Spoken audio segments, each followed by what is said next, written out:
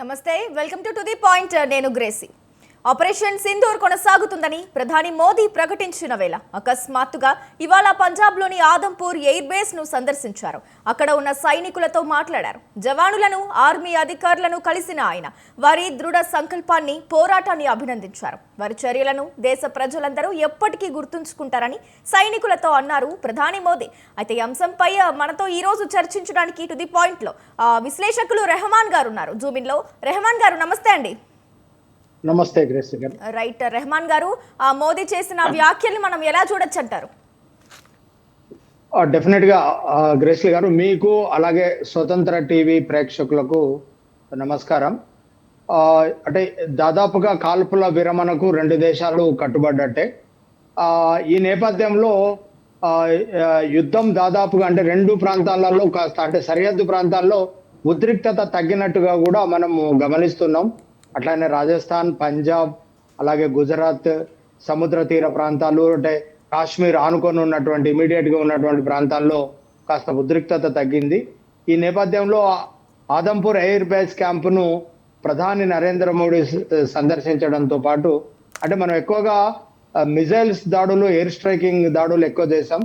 ఈ నేపథ్యంలో air force పైలట్లను కానీ లేకపోతే ఎయిర్ ఫోర్స్ సిబ్బందితో ప్రధాని డైరెక్ట్ గా ముచ్చటించి మాట్లాడి వాళ్ళలో ఒక ఉత్తేజాన్ని నింపే ప్రయత్నంలో భాగంగా కలిసినట్టుగా మనం చూస్తున్నాం.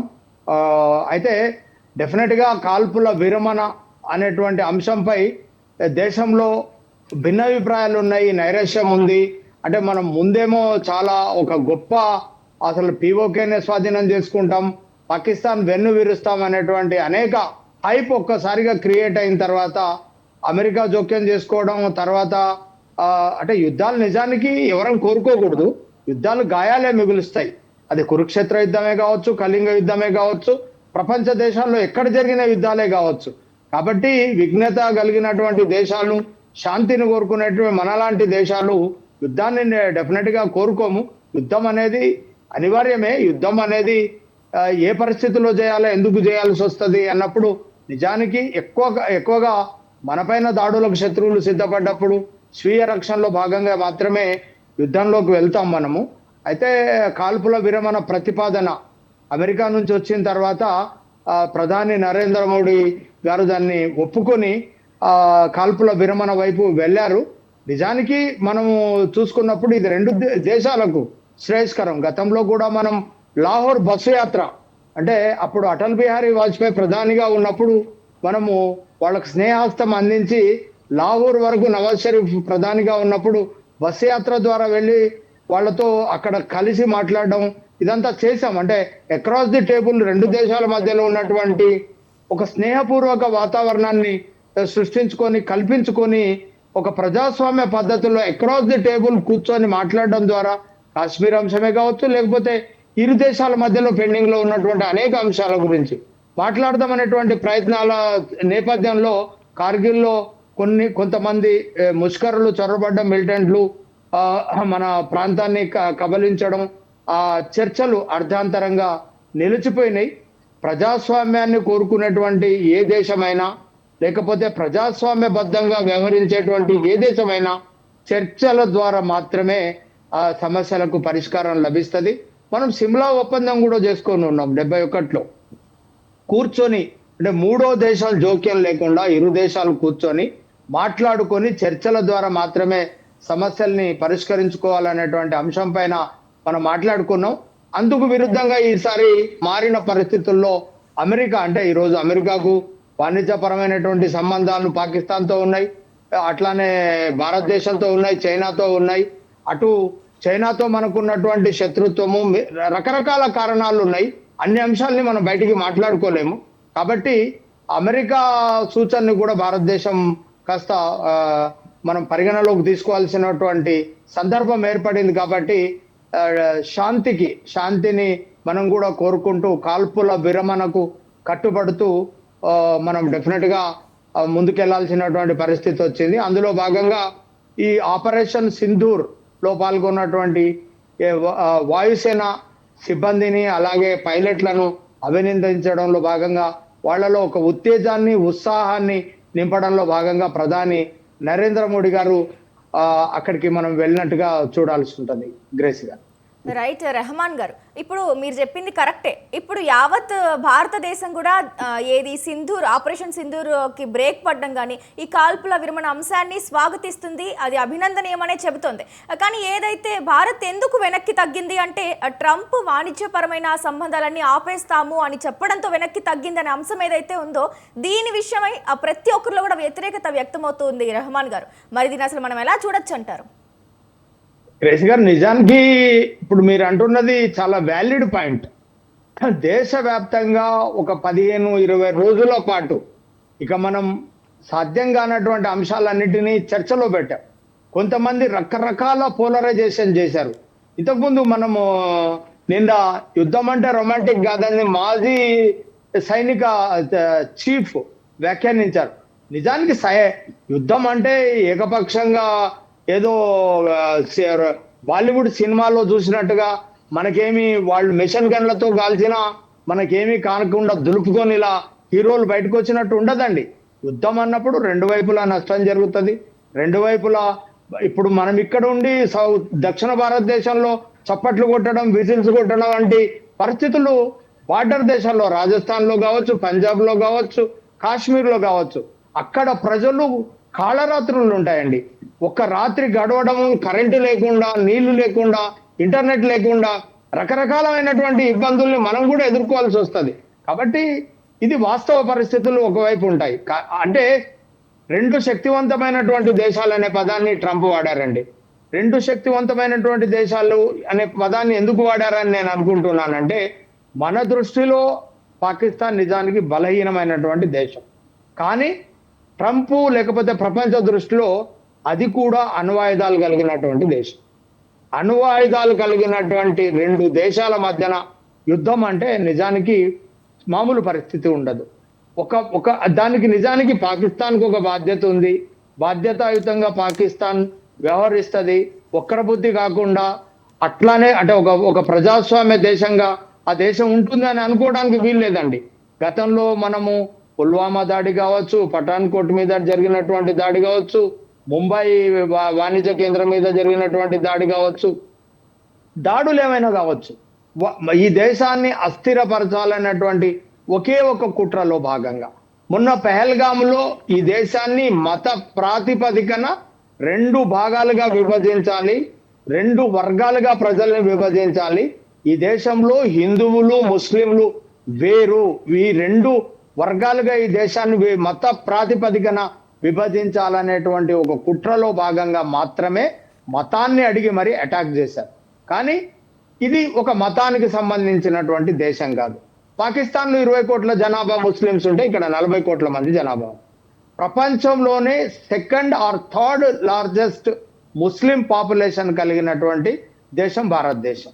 ఈ దేశము మీరు ఎవరు అని అడిగితే ఇది భారత జాతి, భారత పౌరులం అని చెప్పేటువంటి పరిస్థితే తప్ప ఈ దేశంలో మేము హిందువులము, ముస్లింలము అనేటువంటి పరిస్థితి లేదు.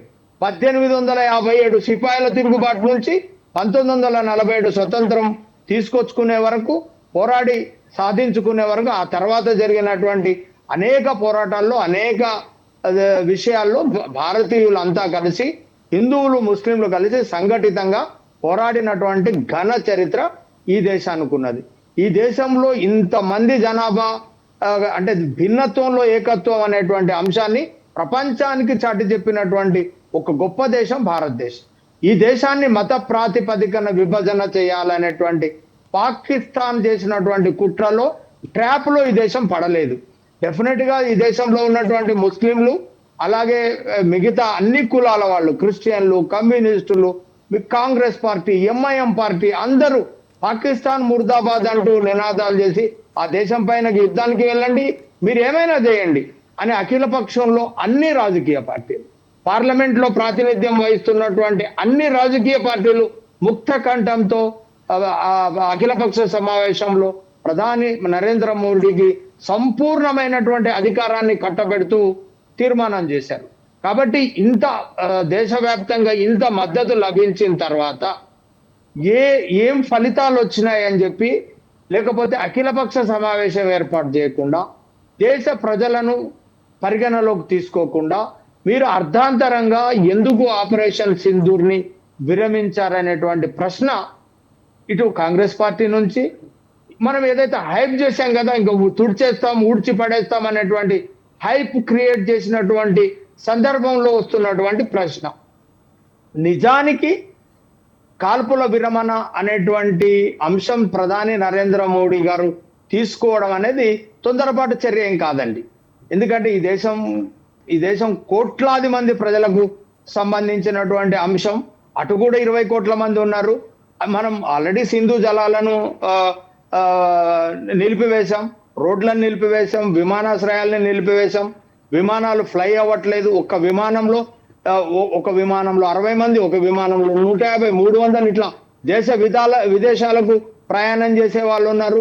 అట్లానే ఎగుమతులకు సంబంధించి మొత్తం పాకిస్తాన్ దాదాపుగా మన మీదనే ఆధారపడి ఉంది.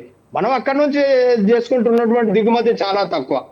అట్లానే వ్యాపార వాణిజ్య విషయాలు అంటే బయటికి మాట్లాడలేని అతి సున్నితమైనటువంటి అంశం ఏంటంటే పాకిస్తాన్కు ఉన్నటువంటి బలం అంతా చైనానండి. చైనా ఎగదోయడము, చైనా ముందుకు దోయడం వల్లనే అది యుద్ధానికి కాలు దువ్వుతుంది అనేటువంటి పరిస్థితిని చాలా ఇంటర్నల్ గా ఉన్నటువంటి అంశాన్ని ప్రధాని గ్రహించినట్టుగా, లేకపోతే మన ఇంటెలిజెన్స్ గ్రహించినట్టుగా కనపడింది. అదే అంశాన్ని కూడా ట్రంప్ మనకు నచ్చజెప్పినట్టుగా కనపడుతుంది. మనం అంటే యుద్ధం అంటే కేవలం 2 దేశాలు మిజైల్స్ వేసుకోవడం, లేకపోతే కాల్పులు జరుపుకోవడం, గాయపరచుకోవడం కాదండి. కూర్చొని మాట్లాడుకోవడం వాటిలో మాత్రమే పరిష్కారం అయితే కాబట్టి యుద్ధం వల్ల భారతదేశానికి కూడా నష్టం ఉంటది. కాబట్టి ఒక విశాలమైనటువంటి దృక్పథంతో ఆలోచించినప్పుడు అంటే బుద్ధిజీవులు ఎవరైనా యుద్ధాన్ని కోరుకోరండి. కాబట్టి అట్లా అనుకోనే భారత్ కూడా, మన దేశం కూడా యుద్ధం అనివార్యమైనప్పుడే చేయాలి. కానీ యుద్ధం అంటే మనం దీపావళి టపాసులు కాల్చినంత ఉత్సాహంగా ఉత్తేజభరితంగా చేసేది కాదండి. మన ఎకానమీ కూడా దెబ్బతింటది. ప్రపంచంలో వాణిజ్య రంగంలో మనం ఇప్పుడిప్పుడే పోటీ పడుతున్నాం. ఇక్కడ తయారీ రంగంలో ఉన్నాము, మిగతా అంశాలలో ఉన్నాము. కాబట్టి ఈ దేశానికి కూడా, ఈ దేశంలో బార్డర్లో నివసించే ప్రజలు, అలాగే మన సైనికులు, అలాగే మనకు సంబంధించినటువంటి త్రివిధ దళాల్లో ఉన్నటువంటి మన బిడ్డలు, వీటిని అన్నింటినీ పరిగణలోకి తీసుకోవాలండి. అంటే మన బిడ్డలు అంటే కార్గిల్ యుద్ధంలో మనకు జరిగిన నష్టం ఎంతగా మనం యుద్ధం తర్వాత కూడా మనకు అంచనా ఉంది. కాబట్టి మన గతంలో ఒప్పందాలు ఉన్నాయి, గతంలో మాట్లాడుకున్నటువంటి సందర్భాలు ఉన్నాయి. కానీ ఇక్కడ ప్రజల్లో నుంచి వచ్చిన డిమాండ్ ఏంటంటే అజార్ మసూద్ లాంటి కరుడు కట్టినటువంటి తీవ్రవాదుల్ని మనకు అప్పజెప్పేటువంటి అంశమే కానివ్వండి, దావూద్ ఇబ్రాహీం లాంటి అండర్ గ్రౌండ్ డాన్ పాకిస్తాన్ లో ఉన్నాడు, ఆయనను అప్పజెప్పే విషయాలు కానీ, లేదా భవిష్యత్తులో ఈ టెర్రరిస్ట్ సంస్థలు, లేకపోతే మిగతా ఈ దేశంలో పాక్ ప్రేరేపిత ఉగ్రవాద సంస్థలు దాడులు చేయకుండా ఏమైనా హామీ ఇస్తారా, లేకపోతే అట్లాంటి హామీ లభించిన తర్వాత ఆ దేశ ప్రధాని మోకరిల్లిన తర్వాత మనం యుద్ధ విరమణ లేకపోతే కాల్పుల విరమణ ప్రకటన వచ్చి ఉండింటే బాగుండేది అనేది అనేక మందిలో ఇది అభిప్రాయంగా కనబడుతోంది. ఈరోజు గతంలో ఇందిరాగాంధీ లాంటి ప్రధాని ఉన్నప్పుడు you are not our boss అని చెప్పినట్టుగా మనం గత రికార్డ్స్ అన్ని చూస్తున్నాం. అట్లానే ఇంకొక విషయం గ్రేస్లీ గారు, మనము IMF రుణము అప్పట్లో మనకు 71లో అమెరికా వ్యతిరేకించినప్పటికీ మనం IMF రుణం తీసుకున్నాం. ఈసారి భారత్ వ్యతిరేకించినప్పటికీ IMF రుణాన్ని పాకిస్తాన్ పొందింది. ఈ యుద్ధ కాలంలోనే, యుద్ధం జరుగుతున్నటువంటి సమయంలో ఆర్థిక పరమైనటువంటి సహాయము అమెరికా మద్దతు లేకుండా IMF రుణాన్ని పాకిస్తాన్ పొందలేదు. కాబట్టి బయటికి ఒక అంపైర్ గా పాకిస్తాన్ నటిస్తున్నట్టు మనకు కనబడుతున్నప్పటికీ పరోక్షంగా చైనా అట్లాగనే పాకిస్తాన్ ను వాళ్లకు మద్దతు ఇస్తున్నట్టుగానే కనపడింది. ఎందుకంటే ఆర్థిక సహాయం అందించడం అంటే ఆక్సిజన్ ని అందించడం. కాబట్టి ఇట్లాంటి పరిస్థితులన్నిటినీ అంచనా వేసుకొని దేశ ప్రయోజనాలు, విశాలమైనటువంటి ప్రయోజనాలు, శ్రేయస్సు దృష్ట్యా నరేంద్ర మోడీ గారు ఈ నిర్ణయం తీసుకుని ఉంటారేమో అని భావించాలి. కానీ మనం 20 రోజుల పాటుగా మనం కల్పించినటువంటి ఒక హైప్ మనం తుడిచి పడేస్తాం, ఇక తేల్చేస్తాం, భవిష్యత్తులో ఇంకెప్పుడు పాకిస్తాన్ మన పై వైపు కన్నెత్తకుండా చూస్తాం, ప్రపంచ చిత్రపటంలో దాన్ని తుడిచి పడేస్తాం అనేటువంటి ఒక హైప్ ఏదైతే సోషల్ మీడియాలో క్రియేట్ అయిందో ఆ క్రియేషన్ లో భాగంగానే చాలా మంది ఈ అంటే బీజేపీ కార్యకర్తల్లో కానివ్వండి, లేకపోతే సోషల్ మీడియాలో కానివ్వండి, ఒక నైరాశ్యం కనపడడానికి, అంటే వాస్తవానికి విరుద్ధంగా చేసినటువంటి ఆలోచనల మూలంగానే అట్లాంటి నైరాశ్యం నెలకొనింది.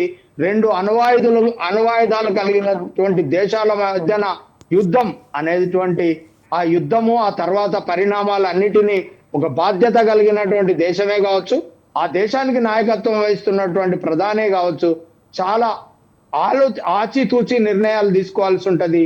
కాబట్టి 140 కోట్ల మంది ప్రజలు ఈ దేశంలో ఉన్నారు. అంటే ఈ దేశం మీద వాళ్ళు అనాలోచితంగా ఏవైనా దాడులు చేస్తే జరిగేటువంటి గాయాల్ని కూడా, లేకపోతే మన బిడ్డల్ని, బార్డర్ లో ఉన్నటువంటి మన సైన్యాన్ని, అలాగే పారామిలిటరీ ఫోర్సెస్ ను, త్రివిధ దళాల్ని, వీటినన్నిటి శ్రేయస్సు దృష్ట్యా పాకిస్తాన్ ప్రజల శ్రేయస్సు కూడా కావచ్చు. సింధు నదీ జలాల్ని మనం ఎమోషనల్ గా ఆపేసినామే కానీ ఏ ప్రపంచంలో ఉన్నటువంటి ఏ జీవికి మనం హాని తలపెట్టాలని మన భారతదేశం ఎప్పుడు కోరుకోదు. మన డిఎన్ఏలోనే లేదది. వాళ్ళు అనాలోచితంగా దాడులు చేసి ఉండొచ్చు కానీ భారత్ ఎప్పుడు శాంతిని కోరుకుంటది. శాంతి కాముక దేశమే భారతదేశం. కాబట్టి ఇట్లాంటి ఈ పరిణామాలు, ఇట్లాంటి సందర్భాలు దాపురించాయని అనుకుంటున్నా. గతంలో మనం ఇక మరో అంశం చూసుకుందాం. సమయం అయితే దాటిపోతుంది. ఇక పాకిస్తాన్ పై ద్వైపాక్షికంగా ఒత్తిడి తీసుకురావాలని నిర్ణయించింది భారత ప్రభుత్వం.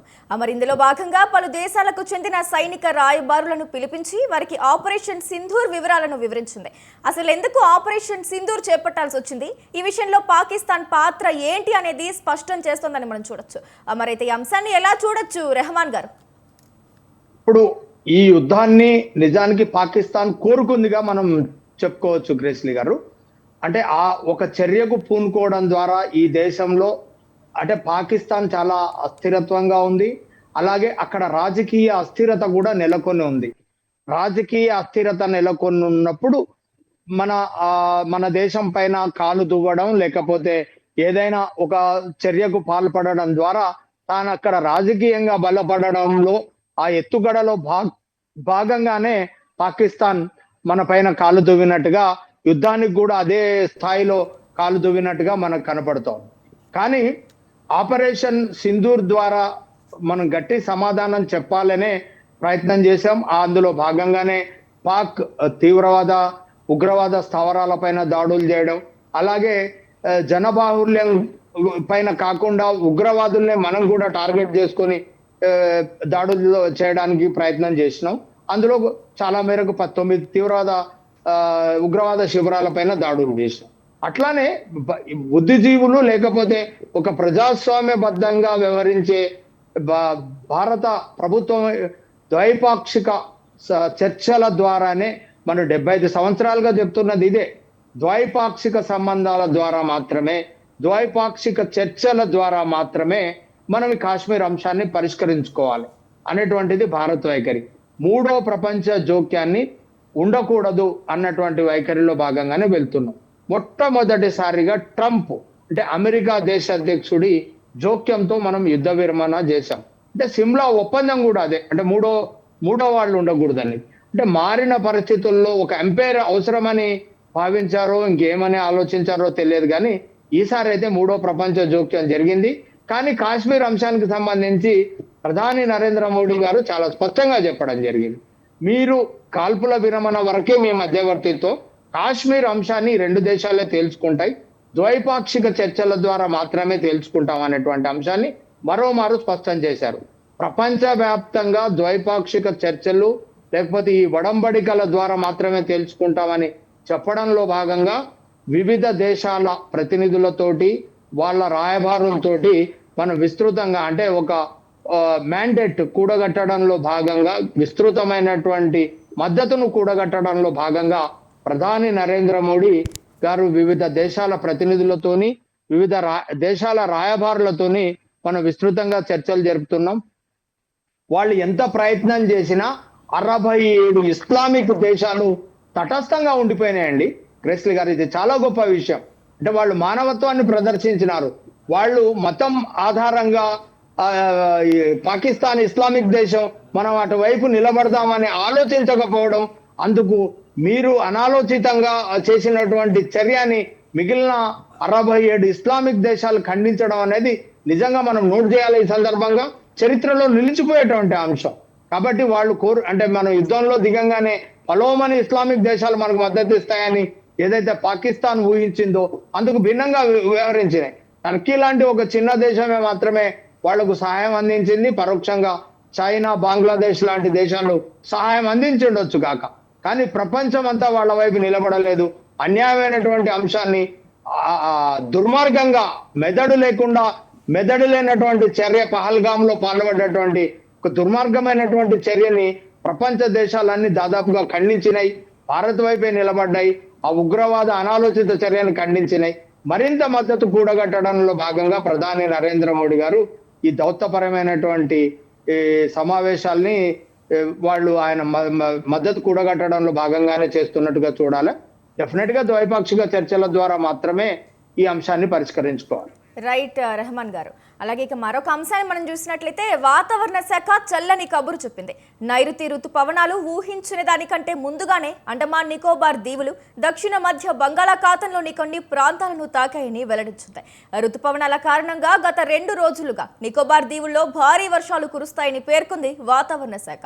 ఇక అకాల వర్షాల వల్ల ఇప్పటికే రైతులకు తీవ్ర నష్టం జరిగింది. ఇక మళ్లీ వరుసగా వర్షాలు కురిస్తే దిక్కుతోచని స్థితికి చేరుకుంటామని రైతులు ఆవేదన వ్యక్తం చేస్తున్నారు. ఈ నేపథ్యంలో ప్రభుత్వాలు ముందస్తు చర్యలు తీసుకుని తమను ఆదుకోవాలని రైతులు వేడుకుంటున్నారు. అయితే ఈ అంశంపై మనం ఇప్పుడు చర్చిద్దాం. రెహమాన్ గారు, మనం చూసుకున్నట్లయితే ఇట్లా అకాల వర్షాలు కానీ ఈ నైరుతి ఋతుపవనాలు ముందుగానే రావటం, ఈ సిచ్యువేషన్లో అంటే మిడ్ ఆఫ్ ద సమ్మర్ సిచ్యువేషన్లో ఈ రైతుల పంట కోతకొచ్చే సమయం ఇది. ఈ సిచ్యువేషన్లో రైతులు భారీ నష్టాన్ని ఎదుర్కొంటారు. మరి ఇప్పుడు ప్రభుత్వం ముందస్తు చర్యలకు తీసుకుని హెచ్చరించి రైతులను ఆదుకునే అవకాశం ఉందంటారా? గ్రేస్లీ గారు, మామూలుగా మన దగ్గర తెలుగులో ఒక సామెత ఉంటుంది, వాన రాక ఎండేనన్నా వాన వచ్చి మురిగేనన్నా, ఎక్కువైనా తక్కువైనా ఏట్ల బతుకు నీదేనన్నా అని రైతులను ఉద్దేశించి ఒక మాట ఉంటుంది.